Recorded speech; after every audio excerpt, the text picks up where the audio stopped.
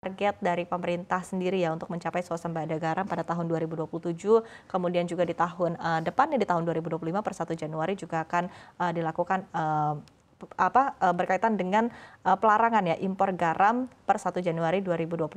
Nah, berkaitan dengan target untuk Indonesia swasembada garam keseluruhannya pada tahun 2027, apa yang menjadi tantangan utama? Baik, terima kasih Mbak Iva. Jadi selama ini yang menjadi permasalahan strategis dari pergaraman nasional yang menjadi isu adalah selalu terkait dengan kualitas, keekonomian, artinya harga, dan juga kuantitas. Dari sisi kualitas sebenarnya apapun sumber garam itu, apabila kita memproduksi dengan benar, maka akan menghasilkan kualitas NaCl 97% lebih. Namun karena memang ada kalanya karena diproduksi di alam, seringkali kita mengalami kesulitan sehingga kadar NaCl yang ada turun di bawah 97, sekitar 95 dalam kondisi kering. Kemudian dalam kondisi basah, jadi petani itu seringkali menjual masih dalam kondisi basah. Sehingga kadar air itu 7-8% bahkan kadang-kadang lebih. Inilah yang disebut kualitasnya rendah. Ya, disebut kualitasnya rendah. Maka dari itu sebenarnya yang dijual, yang diimpor gitu oleh Indonesia itu garam yang sudah dijemur bertahun-tahun di luar, gitu ya. Supaya apa? Supaya kadar airnya di bawah 1% gitu, ya, sekitar 1% kadar airnya. Atau kalau mau dengan mesin, dengan dryer. Nah, PT Garam melakukan ya proses dengan di pabrik dengan washing plant kemudian dikeringkan sehingga kadar airnya sekitar 1%. Tapi itu membutuhkan biaya. Oleh karena itu perlu memperkuat ya, permodalan petani supaya setelah panen tidak buru-buru menjual. Ya. Bisa dikeringkan dulu beberapa hari atau beberapa bulan baru dijual. Nah, apabila memang petani tidak memiliki kemampuan untuk itu, perlu adanya lembaga yang menyerap garam petani. Kalau gabah sepertinya itu adalah gabah panen yang masih basah, kemudian dibeli dan oleh lembaga stabilisator akan dikeringkan, digiling gitu ya. Nah, ini memang problemnya. Jadi harus garam yang sudah kering, yang dijual ke pasar.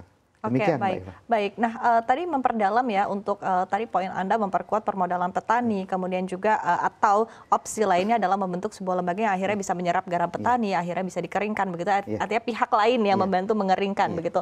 Nah, problem ataupun juga tantangan dalam dua poin ini seperti apa? Jadi memang garam itu tidak termasuk dalam barang pokok dan penting. Ya. Sejak tahun 2014 garam sudah dikeluarkan dari barang pokok dan penting, diganti dengan ikan kembung. Sehingga garam dalam praktiknya berlaku prinsip pasar bebas.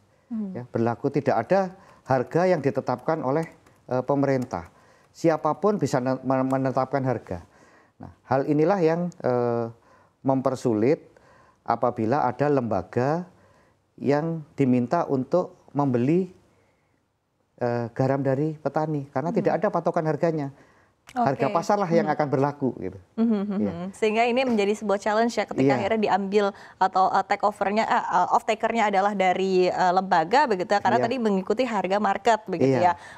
Nah, ketika kita berbicara juga mungkin berkaitan dengan dari sisi supply dan juga demand dari garam di domestik begitu ya, kita ketahui ada garam konsumsi, kemudian juga ada garam untuk keperluan industri begitu, yang mana tadi disampaikan yang saat ini cukup menjadi challenging adalah pemenuhan untuk demand ya dari garam produksi untuk industri sendiri begitu. Nah, tapi ketika dijabarkan mungkin dari sisi kemampuan produksi kita, kemudian juga demand ataupun juga permintaan sejauh ini seperti apa begitu, dan mungkin bisa digambarkan juga dari PT Garam sendiri untuk update produksinya seperti apa?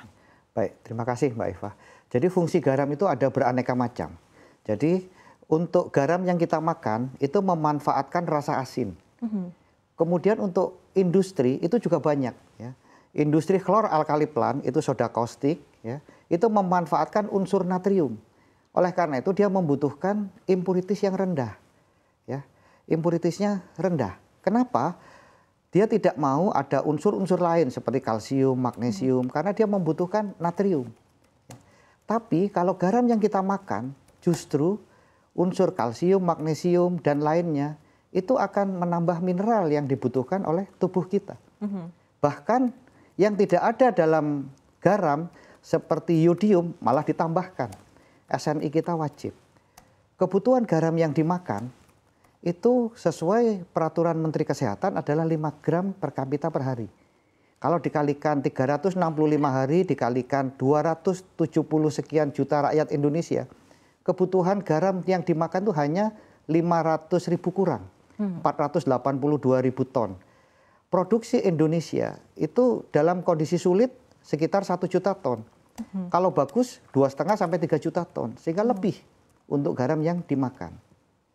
Kemudian garam yang dimakan itu wajib SNI beryodium, garam konsumsi. Namun garam untuk industri aneka pangan, SNI tidak wajib untuk beryodium.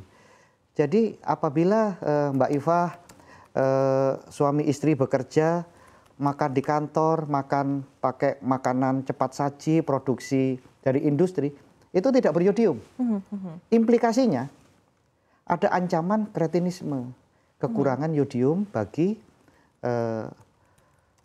kita yang mengkonsumsi garam tidak beryodium. Dan itu sangat berbahaya untuk bayi-bayi yang dilahirkan. Untuk generasi ke depan bangsa Indonesia, itu mengalami ancaman kretinisme. Oke, baik.